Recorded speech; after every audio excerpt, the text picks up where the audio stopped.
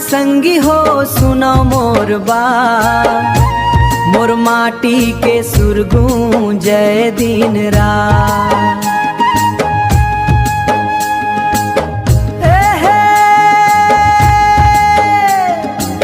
धान के बाली हाँ से महके खेत खार, छत्तीसगढ़ महतारी के करथो जय जयकार।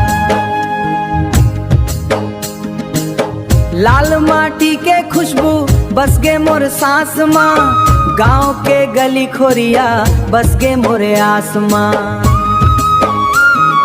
पीपर के छाँव तले बैठे रहन पुरखा, उनकर गोठ बातले चमके जिन रुखा। मांदर के थाप बजे गूंजे चारों पार, मोर माटी के सुर गूंजे दिन रात।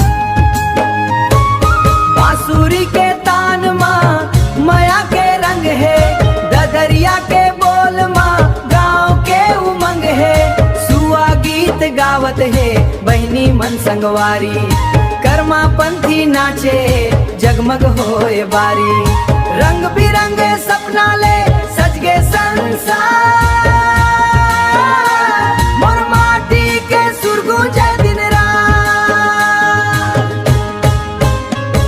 किसान के पसीना ले हरियर होए धरती, उनकर मेहनत ले भरते घर घर के परती।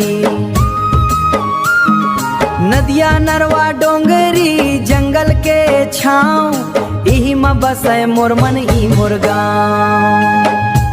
महतारी माटी ला करथो नमस्कार, मोर माटी के सुर गूंजे दिन रात। छत्तीसगढ़ी बोली मोर लागे अमृत धार, संगी मन के माया में बसे सारा संसार। रहे ऐसने संस्कृति रहे ऐसने मान, मोर माटी के सुर गूंजे पीढ़ी दर पीढ़ी गान। जय जोहार के गूंज उठे गाँव गाँव दुआर, मोर माटी के सुर गूंजे दिन रात। जय जोहार संगी हो रखो माटी मान, छत्तीसगढ़ महतारी के बढ़र